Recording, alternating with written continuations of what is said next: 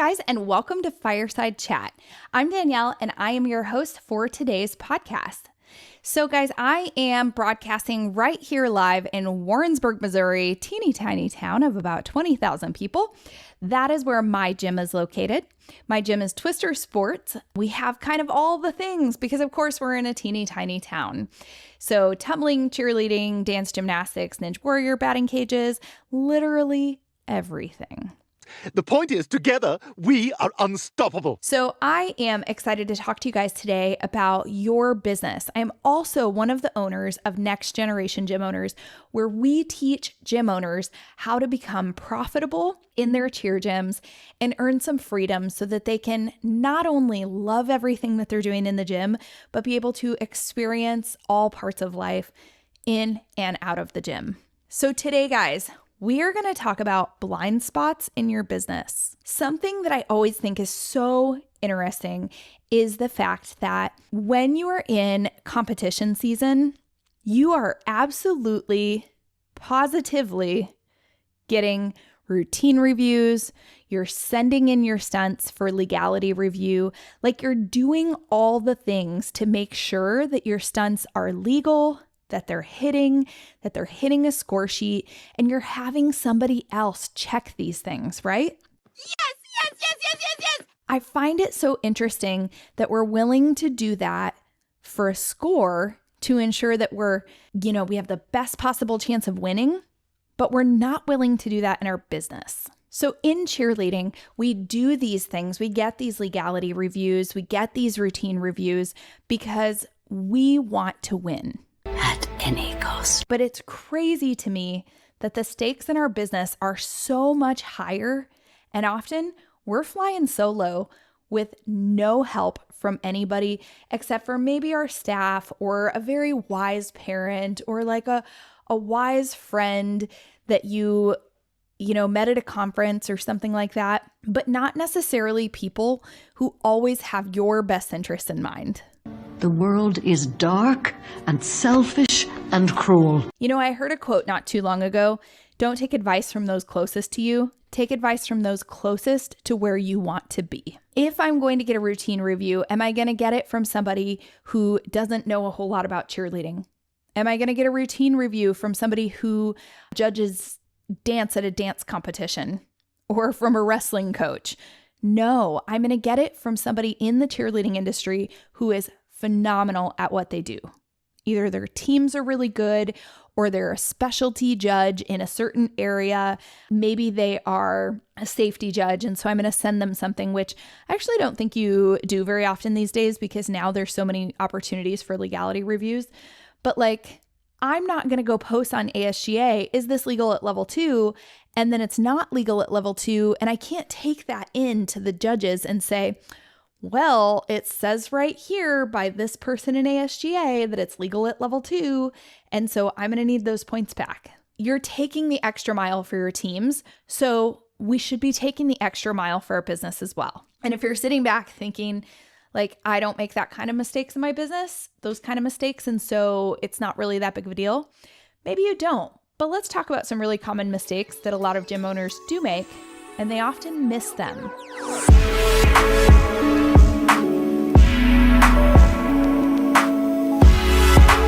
So guys, have you ever been texting a friend and you're like, I'm going to go out tomorrow night.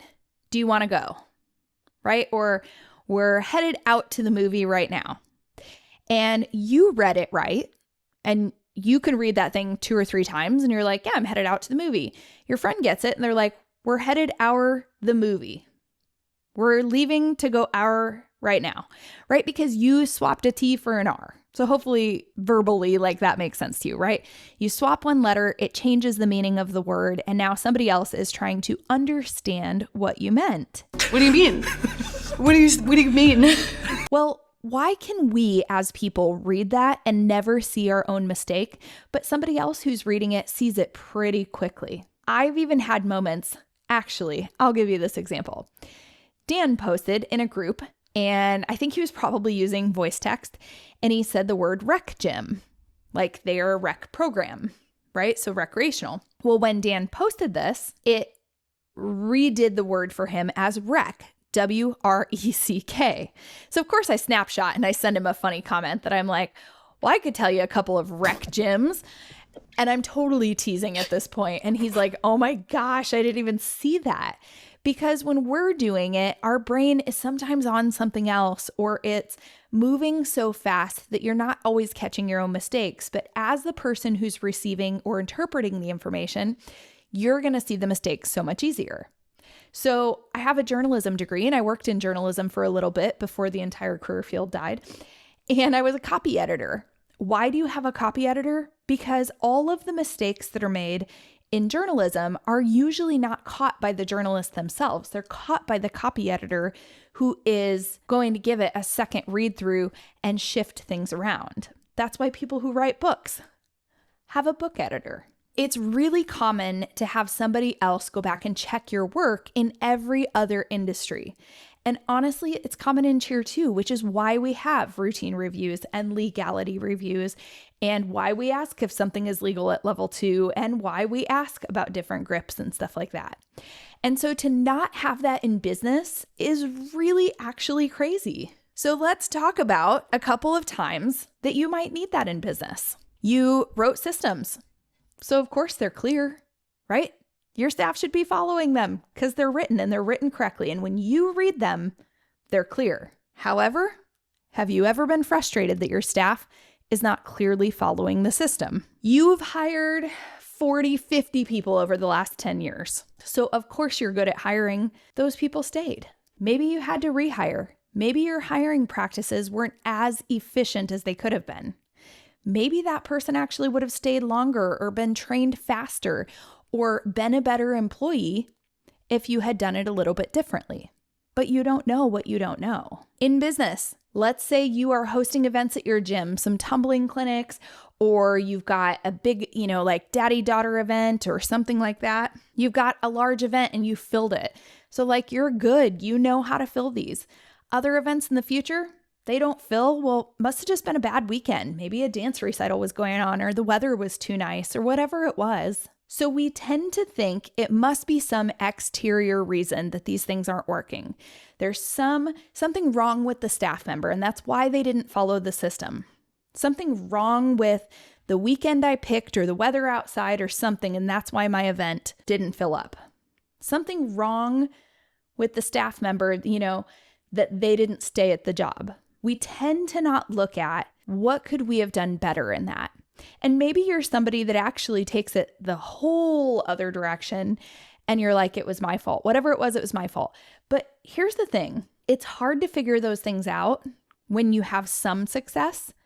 And so you think, well, I'm probably not the problem. Or you have success. And so you're like, well, this is going great. But you have no idea that you could have huge success if you just tweaked a few things. So why are we willing to go the extra mile in the routine for a point, but we're not willing to go the extra mile in our business? Think about the negative impact making mistakes in your business should have or could have. And I'm not trying, guys, if you're a parent listening to this, thinking about opening a gym, or you're a coach and you're thinking about taking over the gym when the owner retires or whatever, I'm not going to say these things to put fear in you because that's not the intention. I don't convince via fear. At the same time, I've received a tax bill for $15,000 before. Thank goodness the state of Missouri was wrong in that, but it could have just as easily been me. I could have overlooked something. I could have forgotten to send a check. I could have forgotten this or that, and it could have been my fault, right? Think of the worst possible things that could happen in your business. The IRS sends you a massive bill. You get sued. You are neglectful and somebody gets injured at your facility and it was actually your fault or your staff's fault or faulty equipment. Stop it, man, you're scaring me. There's so many things. Somebody literally slips and falls because you guys forget to put the wet floor sign out in the bathroom. There are so many things that could negatively happen at your gym, and to not have anybody reviewing the systems is really dangerous on your business. Even if we're talking systems of hiring and marketing and stuff like that, someone who has others reviewing their stuff is typically going to have a fresher, clearer mind, and they're going to look at things a lot more critically. So they're not only growing their gyms, but they're protecting themselves from greater liabilities because they're paying attention to the things that they should be looking at within their own gyms. So for me, you're like, okay, Danielle, fine. Who reviews your stuff? Well, I'm actually super lucky, right? Because Rihanna and I do so many similar things at our gym, and we run a website company together. We do so many things because our gyms are so similar that Rihanna looks at my stuff all the time, right? Just 2 days ago, she sent me a message and said, which CapCut template did you use for this reel? I like it. And so I know that she's watching my social media. I know that she's seeing my website. She actually noticed yesterday, she said, hey, your website's down. I'm going to go take care of it. There was something that I had done that I pulled it down. It's literally like having a business coach for my own business. I also have Samantha. She's actually the head coach of the Next Gen Academy. And Samantha's located about an hour and a half from me. And she literally said to me a couple of weeks ago on her coaching call, by the way, she literally said to me, yeah, I'm taking over the director position for my childcare program. And she and I we both have licensed childcare at our gyms. And she said, so I'm going to have to take a college class because I have to have so many credits in this to be eligible by the state of Missouri. Anyway, fast forward, and Samantha and I are talking about, hold on, I actually only need 10 credits. Why am I not going back and doing this? Like, Samantha, let me write that down because I need to think about this so that we have a backup if our director ever needs to leave or take a leave of absence one day. And so if you feel like, well, Danielle, you don't have a coach. I actually have a ton of coaches. On top of that, I have clients who are looking at my stuff.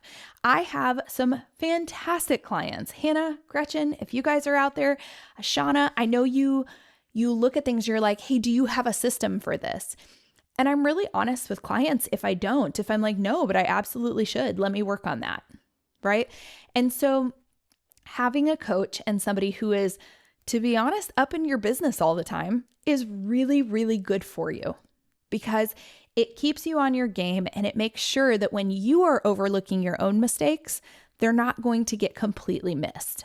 Over the years, I have talked to gym owners, and it's a lot of times at conference when they're like, yeah, I definitely misbudgeted last season. Like, I'm in the hole right now and I'm having to kind of dig my way out of the hole because I misbudgeted or I missed this, or my spreadsheet had wrong math, or I totally forgot about this event or whatnot. Unfortunately, they waited to get help until they had already made the mistake.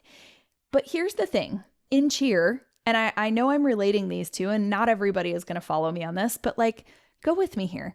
In cheer, are you waiting until you got the safety deduction to send in your video for legality review?